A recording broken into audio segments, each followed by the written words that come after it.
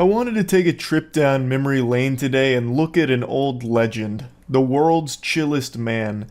Tony Tovar was in a situation where his local bar was being robbed at gunpoint and things didn't quite go as the robber planned.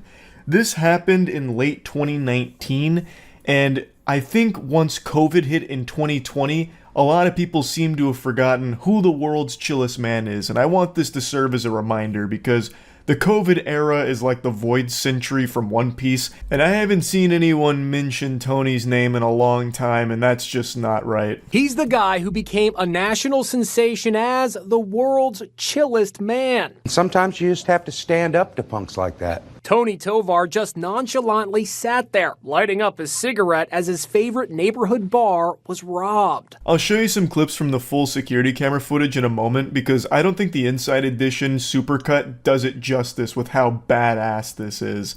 He is the Zen master. Tony is cooler than the other side of the pillow. He's just got ice in his veins. I don't think his heart rate ever went above 70 BPM. And it's not like the robber came in here with like a handgun or anything. He blasted into the Thunderdome here with a fucking boomstick. He's got the lumber. And yet, Tony doesn't give a fuck. This guy entered his domain. He's not trapped in here with the robber's trapped in here with Tony. This is when Tony's first alerted to the robber's presence here with the gun. You can't really see the exclamation point go over Tony's head like in Metal Gear because he's just not even like bothered at all. He's been alerted but doesn't give a fuck. Everyone around him starts ducking and complying, the safest thing you can do, but Tony's built a little different, so he's just going, to the wind with that. That's for the birds. I'm just going to go ahead and scroll and see if my team won with the recent game scores.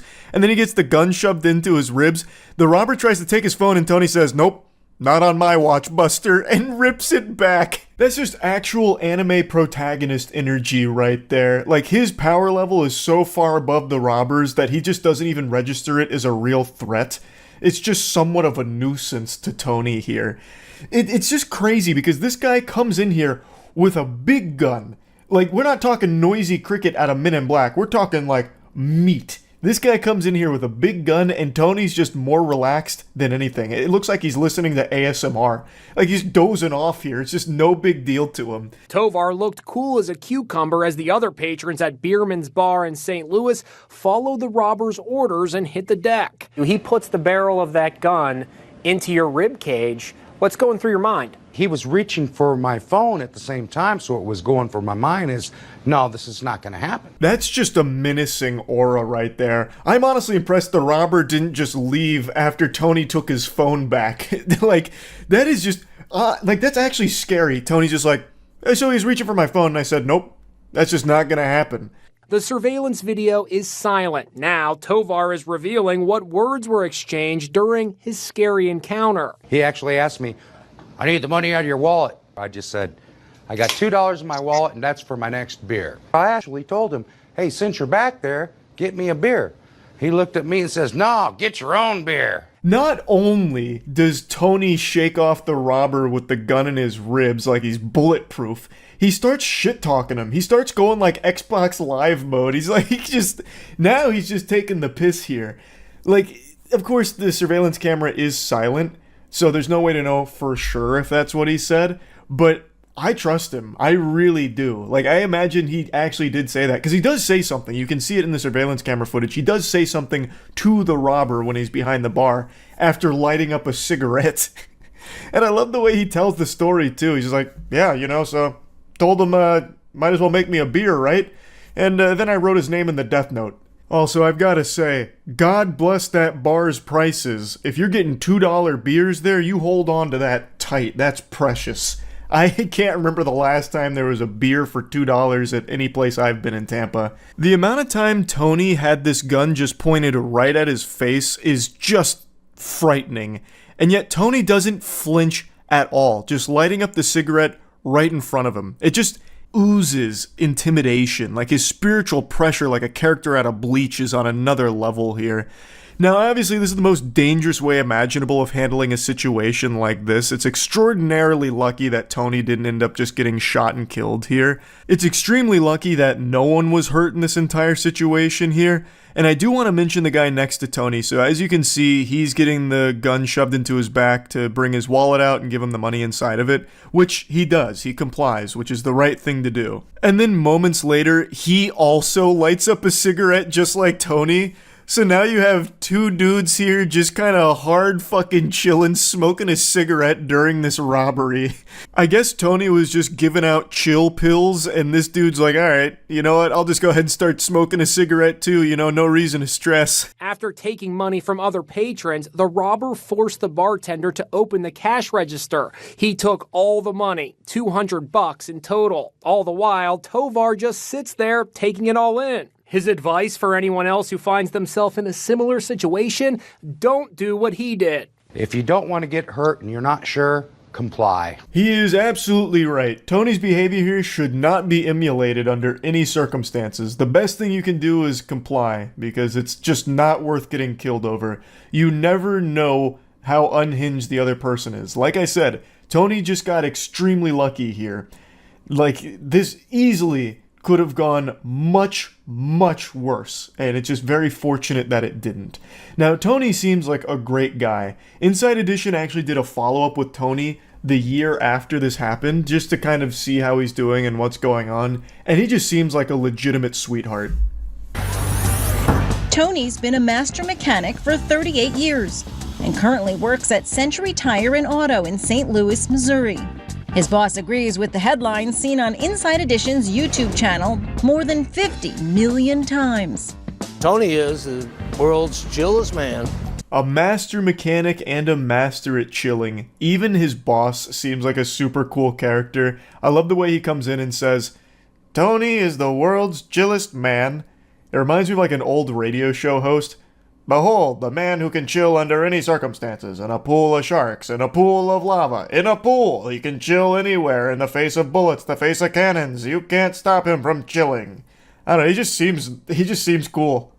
Inside this bar behind me is a regular watering hole. I lived right there. And they got There are local neighbors that depend on coming here and feeling that they're safe, to have their refreshments, and to not be bothered. Is there anything more wholesome? Just a mechanic and his boss and his friends going to the local bar just to shoot the shit. Tony wants people to know that even though he seems untroubled by danger, he fought to have this seat at the bar.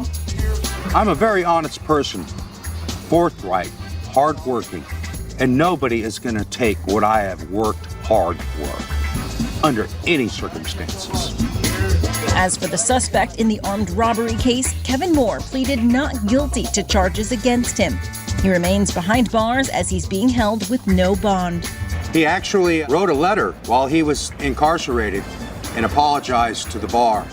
And we put that letter on the wall. And people ask me, well, what do you think about him? I said, you know what? If I met him again today, I'd ask him to pray with me. Amen. And that's the most recent update I can find on Tony Tovar. That's just, I don't know, it's just so sweet. They then frame the apology note from the robber. Like, what the fuck? That's so cool. Again, definitely like the worst way ever of handling a robbery situation, because he could have just been shot and killed for it, but he didn't. And he seems like a really wholesome guy, and, you know, he's still earned that title, the world's chillest man. It's been quite a few years now, and I can't think of a more chill man in the world, at least none that pops into my head immediately. So yeah, I just wanted to tell the story of Tony Tovar, because it's been quite a while, and I haven't seen his name around in a long time. I hope he's doing well, I hope the bar is still doing well, and it's safe, and everyone there is safe. That's really about it. So yeah. Up until recently, I didn't believe in anything paranormal, and I look back on that naive ignorance and disgust. You can see me shaking to this day, just even thinking about what happened. My third eye was truly open to the truth, and it was a rude awakening. Many of you know I've been on this adventure, this quest, to prove that ghosts and spirits and goblins, all this paranormal shit is real, even though I don't believe in it at all. The whole point is to try and find even a shred of evidence through investigating the most haunted places on the planet to see if there's any real substance to it. No phony baloney, smoke and mirrors nonsense, just good old-fashioned paranormal tech and investigations from people that don't believe in it at all to see if, well, is it real? And for 3 investigations, it wasn't. I am an expert in this field now. Even Zach Bagans probably gets a wet spot in his trousers thinking about my effective means of investigation. And our 4th one, I thought was going to be business as usual. Just go there, have some fun, goof around for the other channel. Wouldn't find anything, but we'd have a great time. And I was so confident in that I invited Wendigoon and MeatCanyon out to investigate it with us. We went to the most haunted place in Tampa, Plant Hall. It's a school now, and it's actually where I went to school, at the University of Tampa. It's classrooms and offices, but all students and all staff will tell you all kinds of chilling tales for things that have happened at Plant Hall. It used to be a hotel, many have perished in there, and it's said that many spirits still linger down those hallways. I expected just another ordinary investigation, business as usual, but what we got was anything but ordinary. You can watch the whole video on the other channel to see what kind of demonic presence we unearthed and what we were exposed to and the cursed objects and apparitions that we battled. Yeah, I'll put a link to it in the description. Instead of just showing you clips from that, what I will show you is from MeatCanyon's perspective, because he filmed it himself. He was also a skeptic going into this, and there's no easy way to say this. I almost fucked him.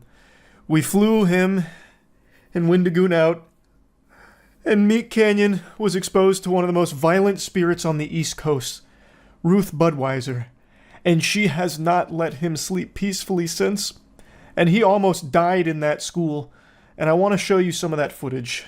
The truth about the real haunting of this place, Ruth Budger. She started working here in 1931 when the university just opened. She made a lot of friends, maybe too many. Became extremely close with all the working staff, making love to every single one of them. And then 1932, she had her baby boy, Eliza. She believed that Thomas Listerstein, the dean of the school, was the father to her baby. But when he and others refused a paternity test, in a fit of rage, she jumped off the top of the university, holding her 1-year-old baby. Today, I want to give absolution to the spirit. I want to give her resolution to the traumas that happened in this university. Has there ever been a more noble quest?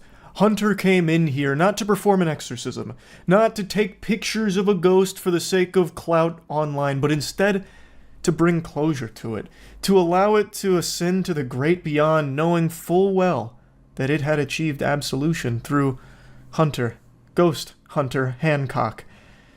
God bless. But unfortunately for our protagonist Hunter, MeatCanyon, he would soon learn what happens when you try to help someone who doesn't want to help themselves.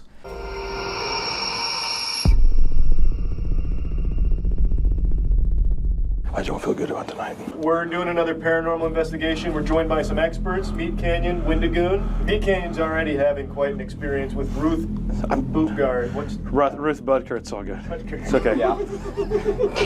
Wait, can you... What you didn't see and what I was briefly referencing is, on the plane ride over, Hunter actually had an experience on the flight. When he was using the laboratory, the little boy's room, he felt a tickle on his back. The signature calling card for Ruth. As Hunter laid out, Ruth was known as one of the most promiscuous women on the premises. She had sex with just about every single faculty member, and one of the things she used to love to do is tickle them on their back. And Hunter felt that sensation when he was on the potty. And Hunter took a video of it when he felt it, because he knew something wasn't right. This isn't something he'd experienced before. So he filmed himself on the shitter, and he showed his lower back. And you could even see all the poop in the toilet. There was no tricks about it. That was shit. It was a lot of shit, too. And Hunter's bare-ass cheeks laid before me in this video that he showed me, talking about this mysterious tickle on his back. And I knew right then that this wasn't going to be a normal investigation. I really wish he still had that footage, but somehow the footage mysteriously corrupted. No doubt the work of the dastardly Ruth Budger. God, I wish I had just fucking recorded it with my phone or something. It was so good. So he took this video on the way over, and it's just a bunch of poop in the toilet with his butt cheeks out talking about ghosts. It was so cool. Just put the camera down, just act cool. Act cool. Holy shit, Hunter, I don't want to scare you, but you're at 84 degrees. That's the highest yet. What's that mean? Ghosts are gonna be cold, Charlie. Oh, yeah, you're safe. So you're like super safe. Yeah, you burned Ruth off your back. I'm going to put these on for exactly 1.5 minutes, 90 seconds, and then I want to be pulled out. All right, we'll do our best, Hunter, but it's in a different dimension's hands. Nick, pull me out. 90 seconds starting now. I heard thunderstruck for a second.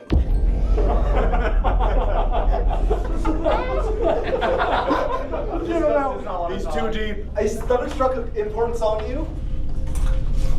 No, not really. If you've seen any of our investigations or seen any ghost investigation, you'll know what this is. This is the Estes method, where you blindfold yourself, put on noise-canceling headphones, and listen to a spirit box. This is how the spirits talk to you. It's our way of communicating with them beyond the grave. And Hunter jacked into the mainframe here to try and get something from Ruth, but she wasn't feeling all that talkative, unless of course she was a big fan of Thunderstruck, which she did catch a glimpse of. And I think that could mean something, but I don't know Ruth well enough to know exactly what. Nah, the fajita bowl. Fajita bowl? Yeah, fajita bowl. Fajita bowl, okay. Alright, well that's understandable, I guess. Okay. Is this thing rolling? I was just using the restroom, and I had my radar going, and all of a sudden this thing was red hot. I'm gonna try to replicate it right now. I had it pointed right about here. You can tell it was kind of spiking a bit, and I was kind of like rotating around, and nothing. I mean, guys, you should have seen this. It was unbelievable. It was insane. I don't know. I just think something real freaky's going on here, okay? More soon. This is the face of a man whose bowels have been cursed by something that science can't quite explain. That video you just saw of Hunter recording himself in the restroom is almost identical to the one that he recorded on the plane, poop and all. Like, I have to say, I am extremely impressed with how much shit he is able to pump out. That was 2 mammoth-size, like, full toilet bowls of poop in about a 9-hour period. That is probably the strongest evidence I've seen so far of the paranormal. Dude, someone just touched my back. Ruth? Hold on. I need to see if she touched. Is there a mark on my back? Is there a mark? Hold the radar up to it.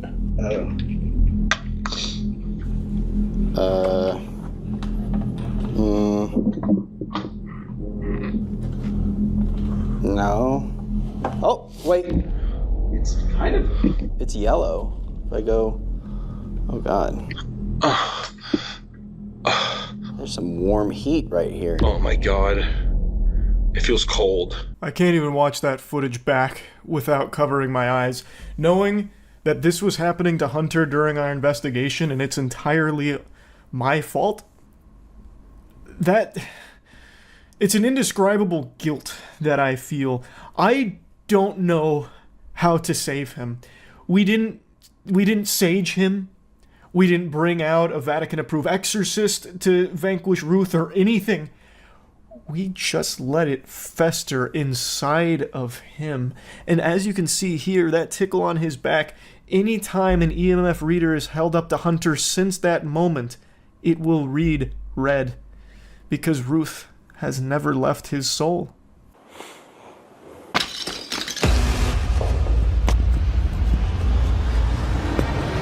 Oh my God.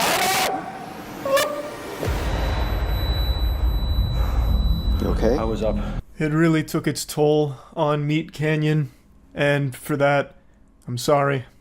Our investigation was almost as action-packed as this, but luckily, none of us had an experience quite like this. And I don't know how to help him, but I ask that you support MeatCanyon and his newly attained cursed spirit that exists within him now. I just had to talk about this a little bit because I've finally seen real, irrefutable proof of the paranormal thanks to MeatCanyon's sacrifice. That's about it. See ya. I'm going to be honest, I'm sick and tired of you being so weak that you can't win every street fight you find yourself in, so I'm about to change that. You're welcome. No need to thank me. I'm going to introduce you to humanity's finest warrior, Adam. He is our combat specialist that is undefeatable and invincible. In fact, he's my sensei, and I've been studying under him for about a year now, and I don't like to toot my own horn, but just to give you an example of the power that he can bestow upon us mere mortals, I don't even get bit by mosquitoes anymore because I can sense them coming and channel my chi into my palms and actually force blast them away, deatomizing them. And check this out. Think about what I can do to the human body with that kind of power at my disposal, and it's all thanks to Adam's teachings. He is a Tai Chi expert. Very light touch. Just 1 gram of pressure. Because it's correct, not because it's light. Light is just light. Or, he's so powerful, oh, he crushes me. I use not light, I use heavy. Almost too much heavy nearly launched that man into an alternate timeline.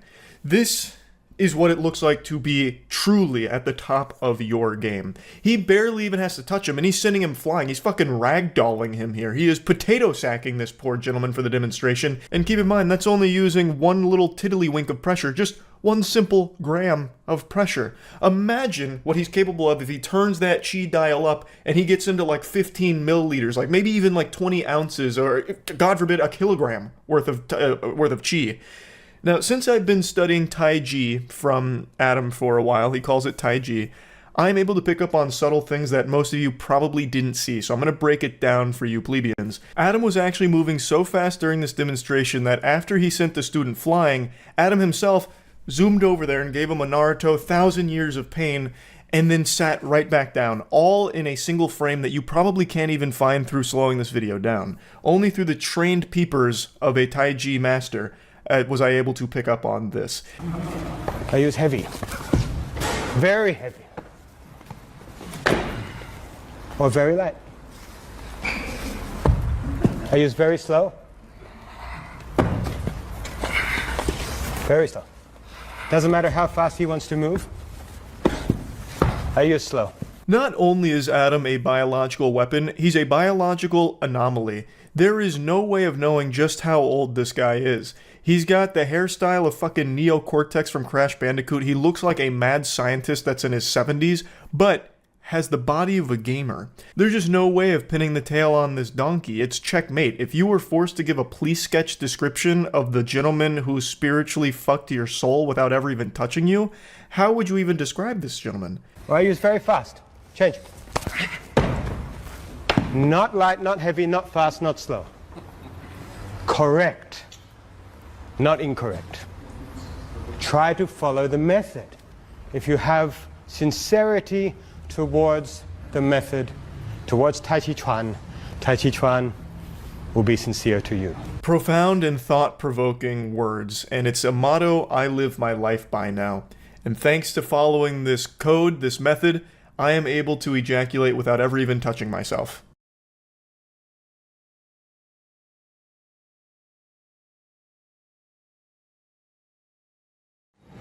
So looking at anti-takedown or counter-takedown. Now maybe some of you non-believing heretics didn't trust the method there with Adam's demonstration while sitting down. Maybe you thought the student was in on it and just kind of playing along with the ruse and it's all a sham.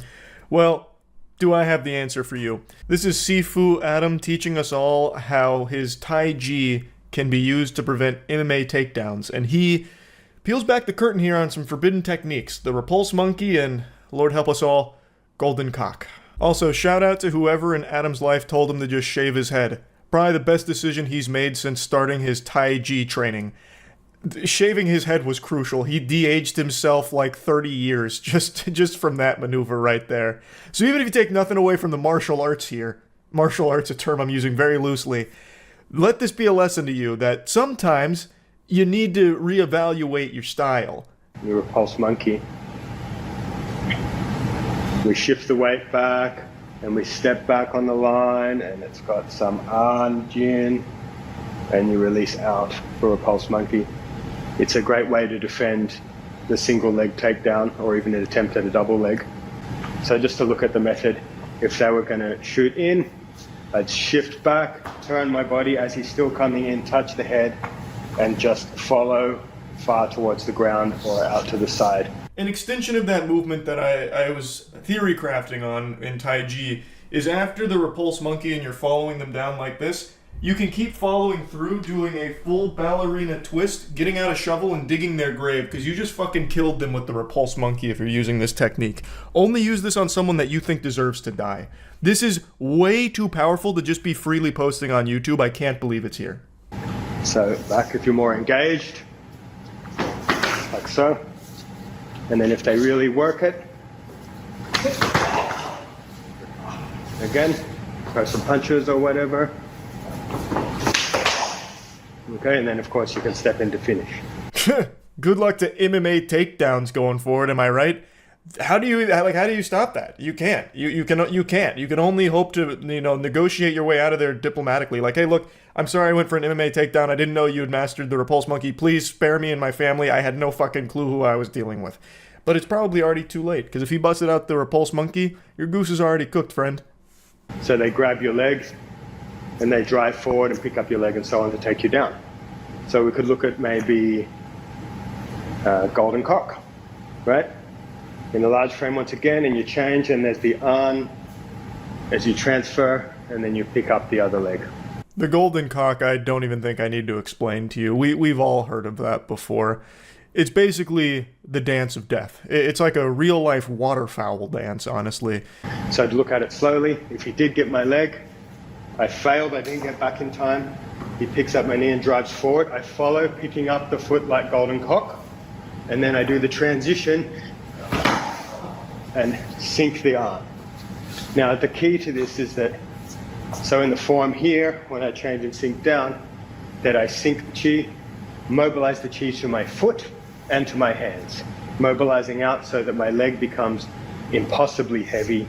I'm following with my leg and then firing through my leg and continuing and guiding and adding jin with the hands. He makes it look so easy, but in practice, you'll never find someone that can do it so fluidly, because there's a lot that's happening internally. As he mentioned, he has to be mobilizing his chi into different areas. It's not as simple as just this. Only an amateur would think it's just this. There's a lot of chi that happens, and I'm going to try my best here, so if I crash through the floor, just know I made my leg too impossibly heavy with too much chi.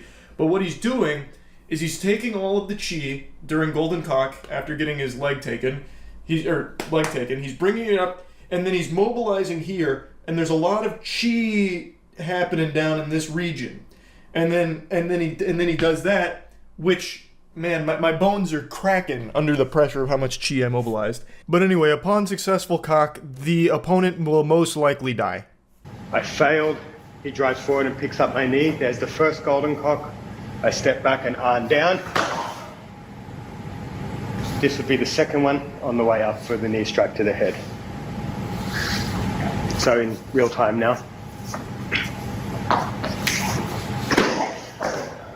Lord have mercy on anyone that tries an MMA takedown with someone who's well versed in Adam's Tai Chi. They will not know what's about to happen to them. Which doesn't mean it's exactly the same as the form, but it has the qualities of the form. Open, upright, the regal nature of Yang style. It doesn't do weird movements. Yang style doesn't do any of that. It's always just, right? That's its nature. So you have its nature. And then you gradually start refining so that at any time you can make your body in such a way that you can control them and produce power. I think he's saying Young style. I don't really know what that is. I'm only familiar with fucking epic style. Am I right, gamers? But he's trying to teach something there and getting an arm massage from his student until he didn't want that arm massage anymore, and he produced an invisible blast, a force field that was projected outwards from his body. Now, from the coarse to the subtle, you just go through the pattern and you use the repetitive nature of the pattern to produce accuracy in your body. Oh. Now, The key point is the consciousness, the chi, the jin. The burst of energy that he's emitting is just overwhelming. You can see the students getting just fucking thrown all over the place here. On that final one, you could even hear a groan of pain, or perhaps even pleasure, as his body was confused with the energy that was thrust into it. Maybe it was something that maybe even got down there and tickled the G-spot. Perhaps a brown note that even produced a little bit of a fart with a extra little packed punch there, a little shardy party. There's really no telling, and that's kind of the beauty of Adam's brand of Tai Chi. Its power lies in its unpredictability, and as he states, the consciousness of the Jin. There's just... I could get into this for hours. It's something that warrants endless study, and you're never going to be as effective at it as Adam clearly is, but even just integrating it into your life can turn you from just ordinary Joe Schmo goober into an absolute killing machine. We already saw how effective the Repulse Monkey and Golden Cock is, and now he's showing you a couple of, like, invisible blasts through Tai Chi movements once you accept the consciousness, right? So it's just... you get the idea, is the point. So hopefully this will help you win all of your upcoming fights. Hopefully this will be helpful to all of you out there, and that's really about it. See ya. We never caught the Zodiac Killer, nor DB Cooper, but by golly, I tell you what, you know who we did catch? The Cucumber Butthole Blaster. And I'd say that's good enough. For 7 months, Washington, D.C. citizens have slept in fear, paralyzed with anxiety over the thought that he was out there. Nothing was safe. And for 7 months, we didn't know if he'd ever actually be brought to justice, thrown in the slammer for his degenerate actions with a cucumber. I made a video 7 months ago covering the genesis of this villain. He was captured on camera going up to this car after pulling a cucumber from his lunchbox. He walked over with the big iron on his hip. He then grabbed the cucumber, slapped it into the grill of the car, and then fucked his ass with it. He rode it like a scooter. Well, that is if you ride scooters sitting down, I guess. He rode it like he was galloping on a horse, but it was a cucumber blowing out his fucking guts. Anyway, we have the chilling video camera footage of the event. I won't curse you with that again. I'm not trying to make this like the VHS tape from The Ring where you get your butt fucked in 7 days by a cucumber or something, just having watched this degenerate act. But basically, he put it in the grill of the car. He did that, captured on camera. It also happened to be like right next to a school. The whole thing just unbelievably disgusting. Turns out he has a history of doing sex acts like that around the area. This was the only cucumber one that's been reported. This is not what the VeggieTales died for, I'll tell you that much. But he has very extensive history with doing sex acts in public with things like handrails and rakes. And today, he's finally been sentenced. Being sexually explicit with a cucumber in the middle of the day around the corner from a D.C. high school. He was sentenced today for a string of sex acts near several families' homes. What started as a search for a man pleasuring himself in public with a cucumber, now ending with a jail sentence for not one, but a string of alleged sex acts from late July into early September last year. Now, in the first footage, the initial tapes that captured the cucumber incident where he slapped it in the car's grill, turning it into a unicorn and then cleaning his colon out with it, well, it wasn't just that. He then, after finishing with the car, grabbed the cucumber again and then just bent over and just full-blown, like he was playing a violin with the cucumber, but in his ass. And he did that a few times in and out, and then threw the cucumber back in the lunchbox and then went about his day. I speculated that he may have been out going to do it somewhere else, too. Like, it looked like the director's cut, where it would be like the cucumber butthole blaster will return at the end of, the fucking Thunderbolts movie. So, it was just... I had a theory that this wasn't a one-time thing. Turns out, I was correct. I think most people speculated that, though, by the way. It wasn't like a crazy call for me here. He has a history of doing this.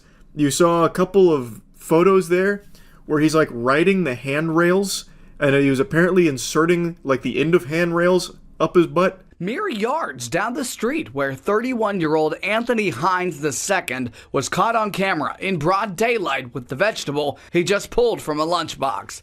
Court documents show a string of similar incidents, mostly involving handrails. And one, police explicitly said is shaped like a pine cone. Another handrail, allegedly hit on 2 occasions, is now wrapped with what looks like sandpaper. Honestly, just put that handrail out of its misery. Just send it to the fucking grave. It doesn't want to live anymore, I'll tell you that much.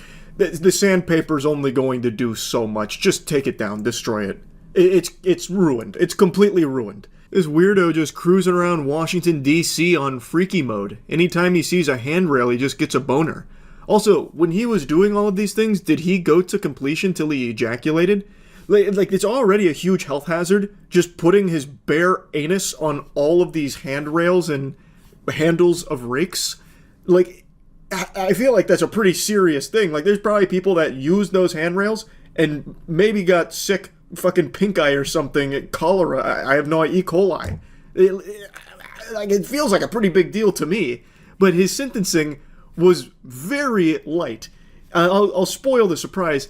He got sentenced to 360 days in jail, but he's only going to be serving 6 months and then some probation. I think that's less than a slap on the wrist. He's going to do it again. For 6 months, he will probably, when he gets out, I would imagine the next day, park your cars in the garage or hide them under some trees somewhere, anywhere out of sight, because there is going to be a rampage with this man and every vegetable he can find at the supermarket. He will be going everywhere, putting everything in his butt across all of Washington, D.C. Mark my words. Like, that is not nearly punishment enough for this, I think. Footage in one homeowner's backyard reportedly caught Hines using the handle of a garden rake in a sex act. Public or private, anywhere in your backyard, man, it's not appropriate, I don't think. Homeowners impacted told me they're relieved for a bookend to the bizarre case, including one whose SUV was targeted with the cucumber, saying she's grateful for the police work, adding, quote, "I'm thankful to the community for helping crack the case of the vegetable voyeur and look forward to enjoying farmers market season in peace." Yeah, it is nice he was arrested and will be going to jail, but it's not for that long. You can enjoy the farmers market for approximately 6 months. This dude, upon being released, I would wager a guess, will probably walk down the steps, take down his britches, and immediately start flossing his ass crack with the handrail outside the jailhouse. That would be my guess. Like, this is definitely someone who is just out of control. He has a history of doing this with handrails, the fucking handle of a garden rake, a cucumber on some stranger's car right next to a school. Like, come on. And just today, Hines was sentenced for 5 counts of lewd, indecent, or obscene acts, 4 counts related to accessing private property when he wasn't supposed to be there. He did plead guilty and was sentenced to 360 days in jail, but will serve 6 months according to the terms after pleading guilty, and an additional 2 years of probation. I can't help but just think about that sandpaper handrail one more time real quick. Was that like a preventative measure that they put there? Like, they wrapped it in sandpaper to try and discourage copycat criminals from fucking themselves on it? Or did he, the cucumber butthole blaster, wrap it in the sandpaper for his pleasure?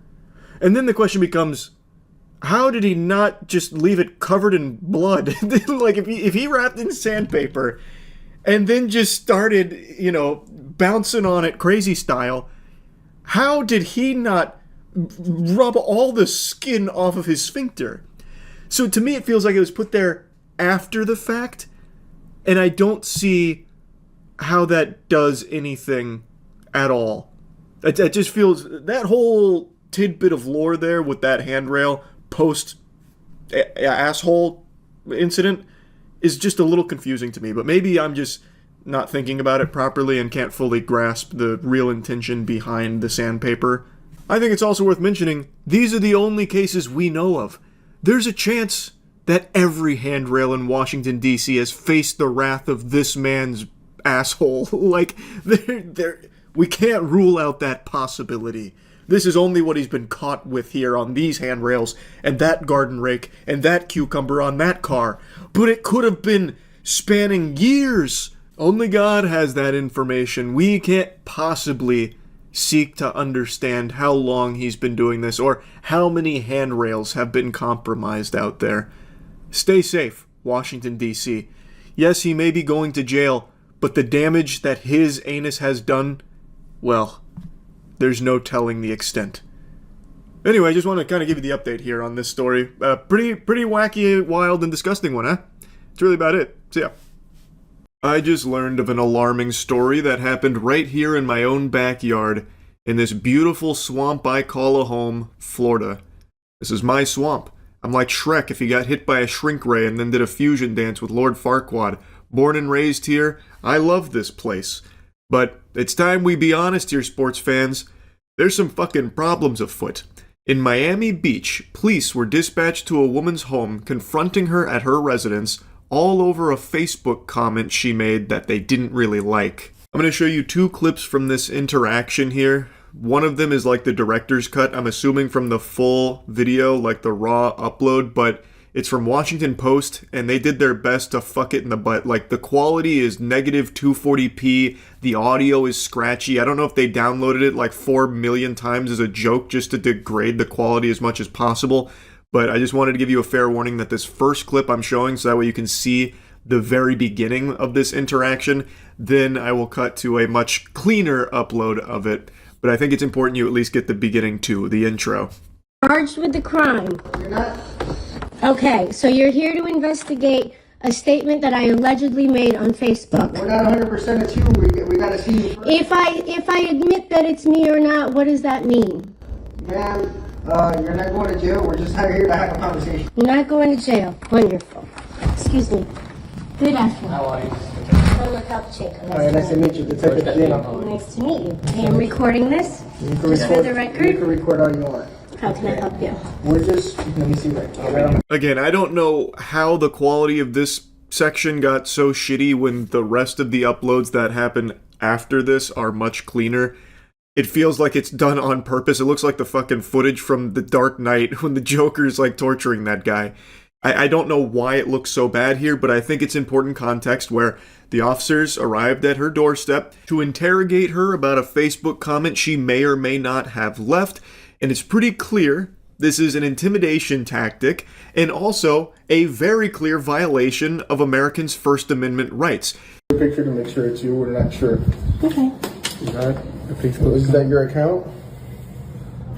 There's nothing threatening in here or calling for violence at all. This, whether you agree with her statement or not, is protected speech, and she shouldn't have to fear the fucking speech police showing up at her door, the goof troop arriving, interrogating her over a Facebook comment. At first I thought this could potentially be faked, outrage bait or something, but this has been covered by news outlets, and there's even a statement from the Miami Beach Police Department, and they are defending the action, saying the Miami Beach Police Department was made aware of a social media post containing potentially inflammatory commentary referencing a Miami Beach elected official in light of recent national concerns regarding anti-Semitism, and out of an abundance of caution, the department assessed the post for any potential safety implications.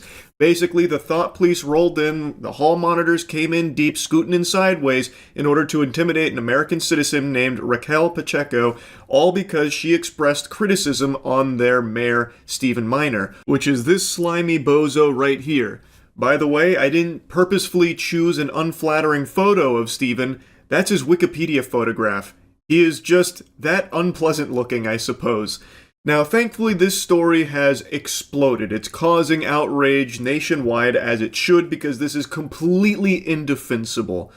And because it's gotten so big, there have been people that are trying to spin some kind of false narrative and presenting baloney as though it's facts.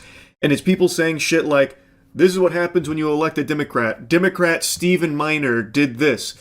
When that's just not true, any drooling goober right now can just go to Google, activate a few neurons, type in Stephen Miner's name, and find out he's not a Democrat. Stephen Miner is actually a former Republican who switched to no party affiliation in 2018. It seems like he made that switch shortly after a scandal came to light. But regardless, he is not a Democrat, never has been. And from what I've read, to this day, prefers to be associated as more of a Republican than anything, just based on what I've been reading. But he was even a former Republican before that no-party switch, so I don't know where this idea that he's a Democrat is coming from, other than just people spreading misinformation. There's a quick read that succinctly puts Stephen Miner's tumultuous career in politics on display, just lays it in front of you. I refuse to answer questions without my lawyer present. So I really don't know how to answer that question either well, way. like I said, you're not going to jail. This is freedom of speech. This is America, right? And I'm a veteran. And I agree with you 100%. Okay. We're just trying to see if it's you, because if we're not talking to the right person, we want to go see who the right person is. Okay, how can I help you? You shouldn't be wanting to see the person in the first place. This is no threat or anything at all. This is well within the protected rights of Americans to express criticism on the mayor, if they so choose.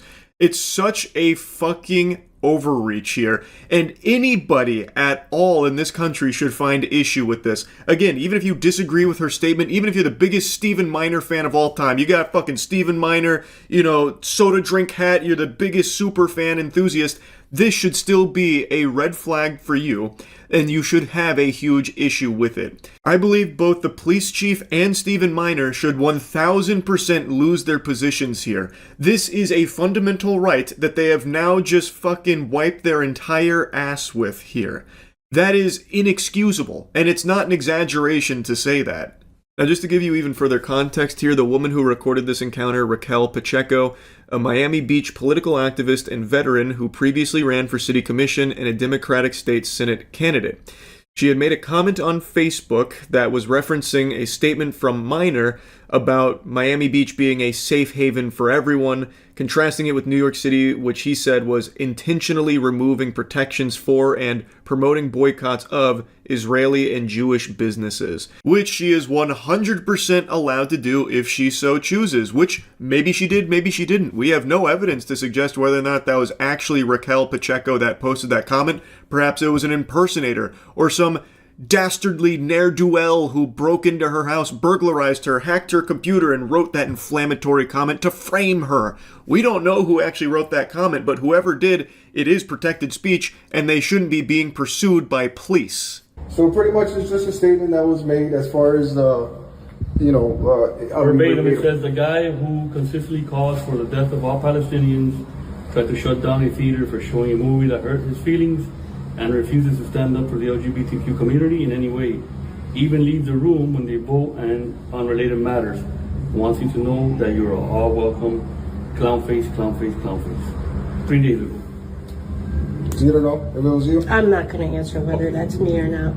Okay. The concerning part, and not concerning for the person who's posting it, what we're just trying to prevent is somebody else getting agitated or agreeing with the statement. We're not saying it's true or not. This shouldn't matter at all whether it agitates someone, hurts their feelings, or if someone agrees with her.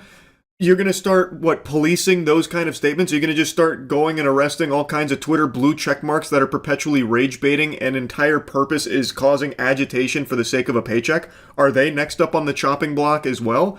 This is a fucking ridiculous reasoning here for it. It is just an abuse of power, and the sole purpose behind it is to try and frighten and intimidate an American citizen into shutting her mouth and being silent and not expressing thoughts because there might be some repercussions if you say mean things about the mayor, Stephen Miner, here. That's bad. Understood. That guy who consistently calls for the death of all Palestinians. That can probably incite somebody to do something radical. That's all we're here to talk about. And we wanted to get your side. If it was you that posted that, I would think to refrain from posting things like that, because that could get something incited. I appreciate your concern. I appreciate you coming out here. Okay? That's it? That is it. Okay. I'm going to maintain my amendment rights to not answer the question about whether or not that's right. I hope that's understandable. Right. We appreciate it. Thank you as well. Day, okay? You as well. Thank you. Take care. Goodbye, gentlemen. Thanks for the unsolicited advice on what an American citizen can and cannot post freely online with their own thoughts. That's great. Thank you, Speech Police. Wonderful. Anyway, this shit is very concerning, especially as a resident of Florida, and I hope this kind of practice doesn't become normalized. That's really about it. See ya. Anti-aging guru Brian Johnson injected his face with fat and it went wrong. Now he's got handsome Squidward build. I'd been following Brian Johnson for a bit. Hadn't seen anything new from him for like the last month or so. No, I guess it is real. Holy.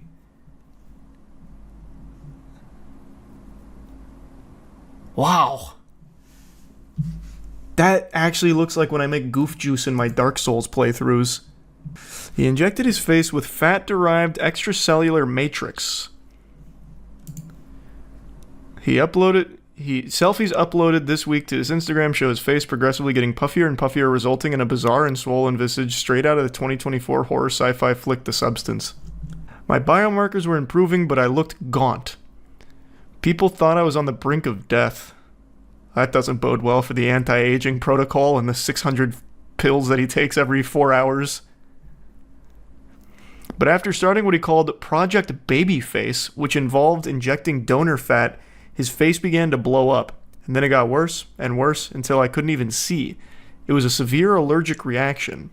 In another recent bid to turn back the clock on his body, Johnson underwent a procedure called total plasma exchange. Oh yeah, I remember that.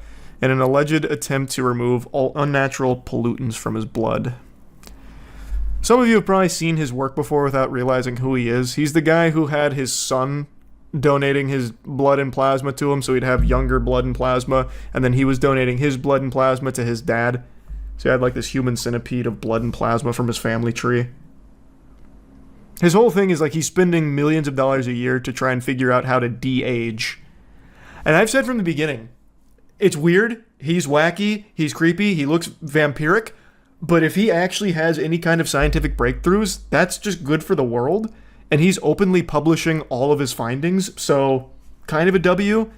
Tough L on this one here, though, with Project Babyface, unfortunately. Got him out of the Oblivion character creator, but I'm sure he'll keep trying. He's just beta testing for the whole world. He's just like a guinea pig for all of it. Click the link that says uploaded this week to see the unfiltered. Oh, okay. Was that edited? Let's see. Oh, wow. So it's not as red. Why even put the filter on there? It's still the same, but at least it's not as red. I don't see the point of the filter. But man, that facial structure. Actual handsome Squidward. He did it. Has anything new even been found through his experiments? Now, I haven't seen any evidence to suggest that his experiments have led to some kind of scientific revolution. You know, he hasn't fucking discovered cold fusion here by injecting eucalyptus oil into each butt cheek every morning or anything. There have been some interesting findings that he has published. All of this is for free, by the way, which is why I think what he's doing is actually pretty cool. He's going through so much experimentation, trying so many different things, and publishing all of the results, like, openly available to anyone who wants to see them. And sometimes, some of his experiments are really wacky, such as this one, where he's de-aging his penis, talking about how he has the erection of an 18-year-old. That's pretty odd. That elicits a fart from me, for sure. Actually, even a double. And you know, that was so good, I think I'll have it a third time. Man, my ass is talking some serious shit right now.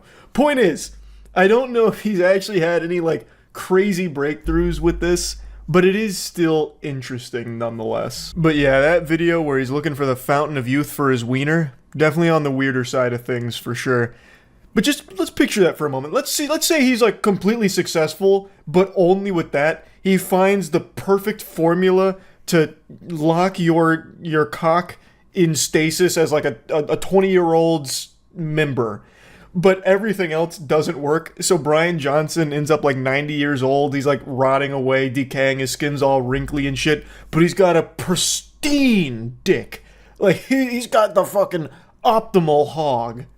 Who's allowing this to happen? Are there no laws to prevent these experiments? What would the law be? I mean, he's willing... I think he should be well within his rights to do whatever he wants to himself in his own home. The man is like... He's worth like $600 million. He sold like a tech company, and he's dedicated his life to just researching how to make yourself de-age and be healthier. He's not using unethical experiments on anyone. The only two people I know of that he's ever even done experiments on are his son and his dad. Both of which wanted to participate in the experiments. Look at a photo of him from 2015. He looks unrecognizable. I can't remember what he looked like in 2015, but he did have like a substantial change doing this. Yeah, it is like a totally different person. Actually looks like some kind of Detroit Become Human thing. He should really go back to the beard. The beard actually just made him look younger. Probably can't grow one now. No, I'm sure he can. I don't think he like fried his hair follicles or anything with his like daily red light therapy or anything. He aged too far back, he can't. He's biologically a 6-year-old. His facial hair can't come in now. I mean, I guess you could argue he does because his skin looks so much smoother, but he looks more plastic. I wouldn't necessarily say he looks that much younger, but he looks much more plastic. Personally, I think it looks not bad. I don't think he looks terrible or anything. This was a disaster. Looks like it healed though, so didn't really lose anything from it. That's good. That wasn't permanent. But like, I don't think he's in bad shape or anything. Like, he's actually really fit. Here, hold on. He's got the weirdest workout routine though. He is in good shape. He's like almost 50. He's fit.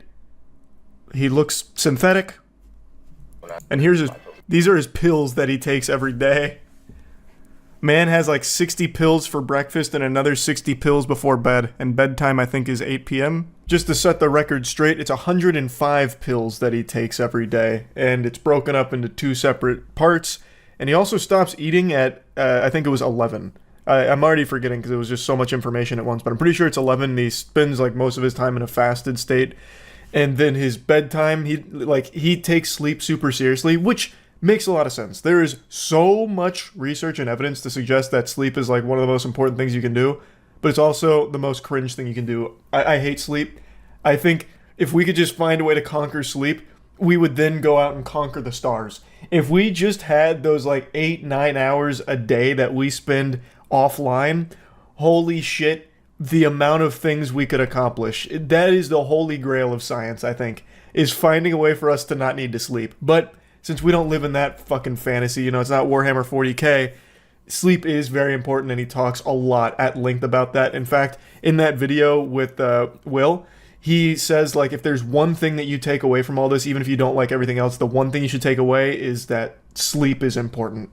Like, very, very, very, very important. And it is. You should buy one of his true age tests to see how old your body is at the cellular level. How much are they? That's actually not a bad idea. We should do that. We should do that at the warehouse.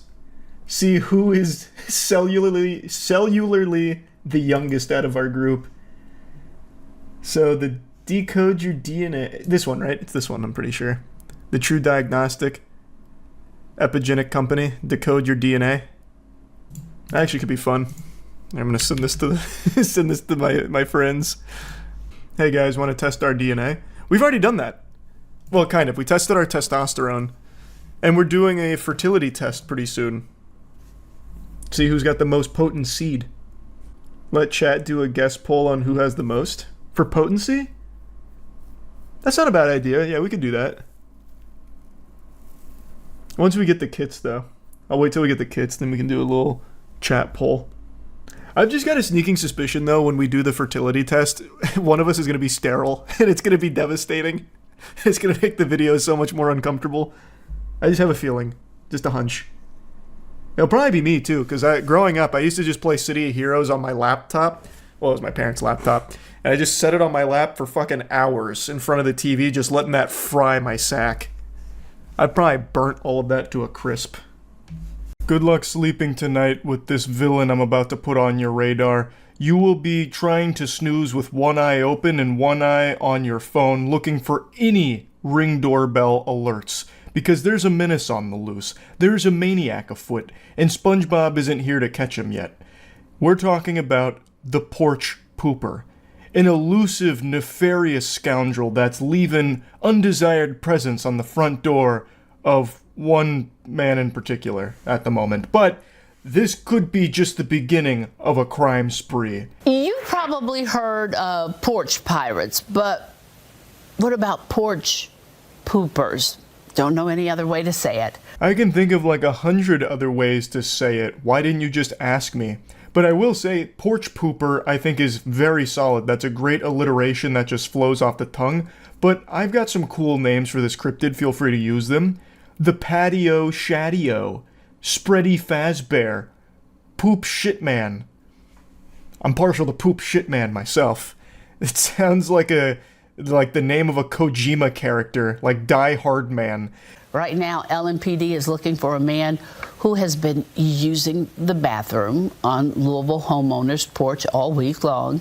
Ward Jollish tracked down the homeowner and spoke with him about being targeted by a porch pooper. That's the last kind of person you want to be targeted by. That's like being hunted down by Jason Bourne right there. A porch pooper has set his sights on this one homeowner in particular for no reason that they can figure out yet. It seems like random act of shit. Listen, a warning. While we won't show you everything, okay? We won't show you everything. Some may be grossed out by this video. When I first watched this, I actually thought this was about to be some kind of like sly plug for their Patreon or something, or like exclusive membership content on their YouTube channel. Look, we're not going to show you everything here, but sub to the Patreon or join on YouTube and you get the full ass blasto experience here, poop and all. More butt cheek and more feces than you can handle. Enjoy to your heart's content. But it's just her letting viewers know, like, hey, there's a dude fucking squatty pottying on this guy's front door, and even though we censored it, it's still kind of yucky.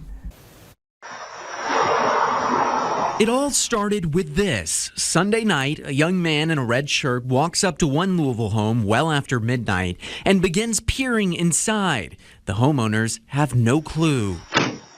After a few seconds, the man runs away in his socks and disappears into the night. But the next night, he returns and leaves a horrific surprise. There's a lot to unpack here. If you ask me, it doesn't seem like he's in his right mind. He's got to be under the influence of something, it looks like. Because he's approaching the door and he starts doing this with his hands like he's fucking putting binoculars on to see inside of it, about to use x-ray vision or something. I know it's an effective strategy when you actually get to the door so you can see in a little bit better and focus, but he was doing it like from way too far away for that to be useful at all. And of course you have to be off your goddamn gourd to take a shit on a stranger's doorstep. But what's even weirder about this is that it was a premeditated shitting. It wasn't like some kind of impulse thing where he just had the bubble guts and just couldn't hold it in anymore, the dam broke. He went to the house one night, cased the joint basically, scoping out the scenery, making sure it's like the optimal place to take a shit. Came back the following night after cooking it up, like charging his alt for 24 hours, and then released the payload. Like, he just took the dump the following night. So this was something that he had planned out from the sound of it. And looking at the footage, he was wearing the same outfit. At least if this footage is the proper timeline, where he went to the house first just looking at everything, and then came back the next night taking the shit, he's wearing the exact same clothes, so he didn't even like bathe or change in that time. Tuesday morning, I went out to my front porch and noticed this, what I thought was a cat poop. The homeowner, who wishes to remain anonymous but who we'll refer to as Jim, then checked his doorbell camera and realized it was no cat at all. And it turned out to be a person. And not only did he defecate, but he also urinated on our welcome mat. This seems personal, but the homeowner Jim has no idea who this guy is or why he would do this in the first place. And to make matters even worse, I'm pretty sure I have that exact same pair of pants that the porch pooper is wearing. So I may have been burgled by this gentleman. Maybe he broke into my house in the middle of the night, stole my pants, and left a fucking surprise somewhere that I haven't found yet. And now he's wearing my pants while shitting around the town. What's even more disturbing is that the man returned a third time the very next night. Jim got an alert on his phone and tried to confront him, but the man was already gone. You have no idea who this guy is or why he's doing this? I have no idea. We're good neighbors. We, keep to ourselves. We behave ourselves. And he was visited 3 times, like the ghost of Christmas past, present, and future. But the only gift he was given was the gift of a fucking colon cleansing on his front porch. And in all 3 instances captured on the doorbell camera, he's wearing the same clothes. This guy didn't bathe or change over the course of 3 different public shitting incidents. His hygiene stinks. This guy fucking super sucks. I imagine him going around town, he has like this cartoonish stink cloud that follows him around. He is probably unbearable to be near. Holy shit. Jim has now filed 3 police reports for each night his home has been targeted, but so far, no arrest. Just a big mess he's now forced to clean up. I'm relieved that he's not violent or he's not trying to force entry. He's just doing his deed, but it's very disconcerting and disturbing. In Louisville, Ward Jollis, Wave News.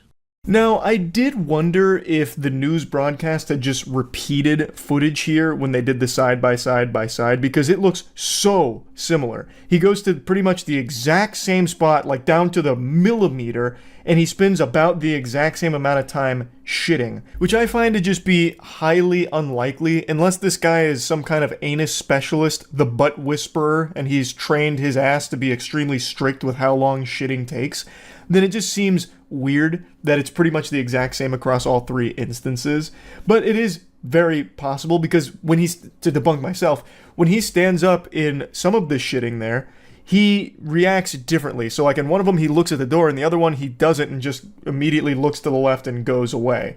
So it probably is separate instances. I just still find it shocking how consistent he was with it. Same position, same location, same duration, and same clothing. It's like when he's not shitting on this guy's front porch, he just enters stasis and then comes back the next night in the exact same outfit and everything.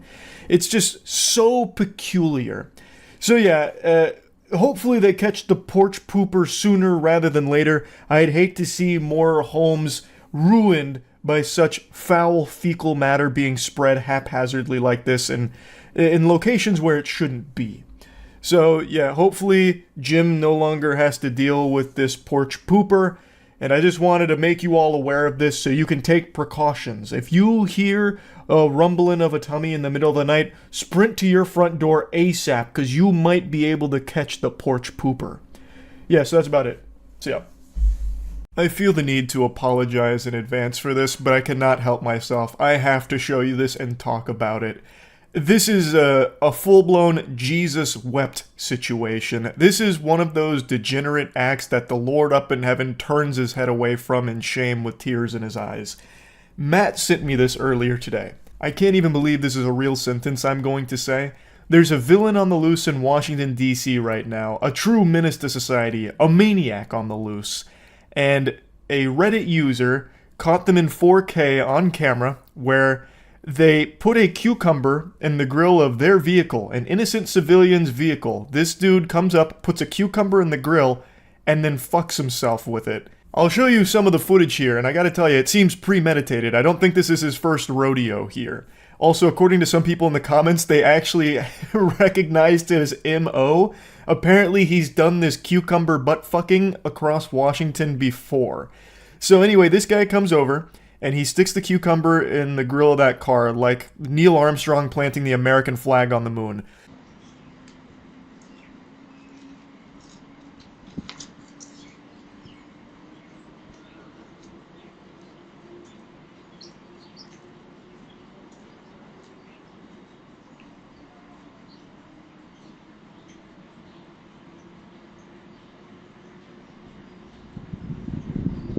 He also appears to be a master magician because that sleight of hand was impressive. I didn't even see the cucumber in his hand at any point until he reached the vehicle. It's like he just spawned it in, just conjured the cucumber out of thin air. So he makes sure that it's firmly planted in there like Excalibur into the stone. And also, the Reddit user gave a brief explanation for why there's like a hole in that fence. According to the lore, 3 kids crashed a stolen car into their fence last week, which created this hole, which the Cucumber Crusader used to get access to the vehicle.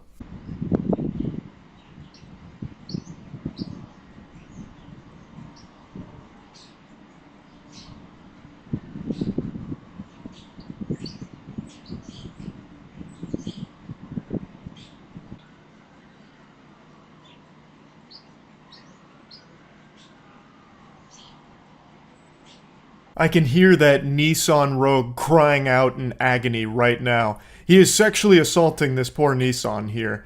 In broad daylight, too. Like, he looks around once just to check if anyone's watching, and then just goes for it. It wasn't exactly the most thorough sweep of the area, but who knows, maybe he's on a 3 cucumber ass streak, so he's got a UAV online, so he knew it was clear. He knew the coast was clear. So he just starts bouncing on it for a while, and then a car comes by. But he had like a spidey sense that was tingling, so before the car turned the corner, he must have heard it, I suppose. So he stops right in the cucumber. So he gets off the mechanical bull here and waits for the car to pass.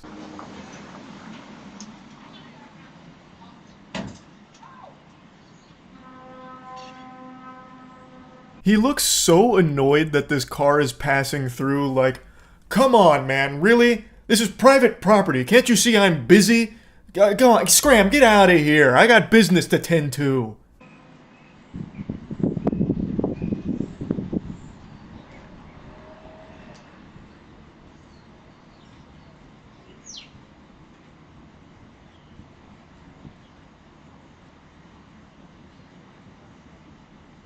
He pops the cucumber out of the car, at least most of it, according to the Reddit post. 2/3 or so was left in the grill of the car.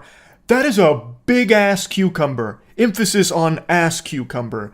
Like, that shit is the size of Kevin from SpongeBob.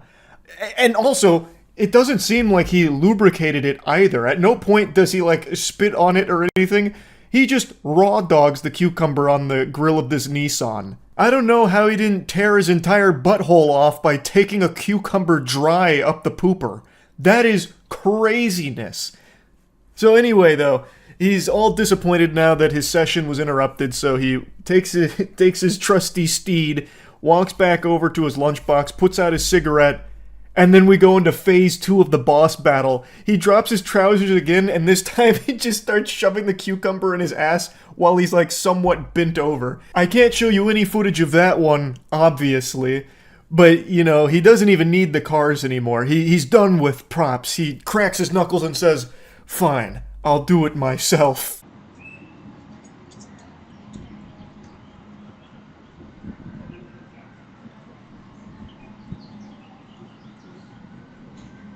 This whole video is unhinged, but perhaps the most insane part about it is something I can't show you because his ass is out. But when he finishes plungering his asshole, he puts the cucumber back in his lunchbox. Dude just drops a stinky poo-cumber into his lunchbox and then walks away with it. It's like an ambiguous open ending to Inception here, where you, the viewer, get to decide what he did with it next. In my headcanon, he just goes and eats it. Like, I feel like he probably ate that ass pickle. But it's also equally possible that, you know, he takes his sidekick to another car, and the cycle repeats itself again with him ass blasting himself on the hood of another person's vehicle. By far, the most degenerate thing I've seen this year. I think I can safely say that. Now, this story has somewhat blown up, at least in Washington. It's been picked up by quite a few outlets. And the location where this act happened is right next to a school. And I mean right next to a school. Like, you could actually shoot a spitball and probably hit it from the place where this guy stuck a cucumber in his butt. This area is apparently used by students pretty often. Like, they walk down that alley to get to school. A lot of people go down this area. It's a high traffic zone. And this dude did that there. It is so fucking gross. This whole thing is so disgusting. But yeah, I just had to talk about this a little bit. If you live in the Washington, D.C. area, sleep in fear. Maybe, you know, like booby trap the grill of your car just in case he happens to roll through and your car piques his interest. You know, maybe like some barbed wire a little bit on the front of the grill or something. I'm not really sure how to stop it, but good luck out there. As of right now, he's still at large. So, yeah, that's really about it. See ya.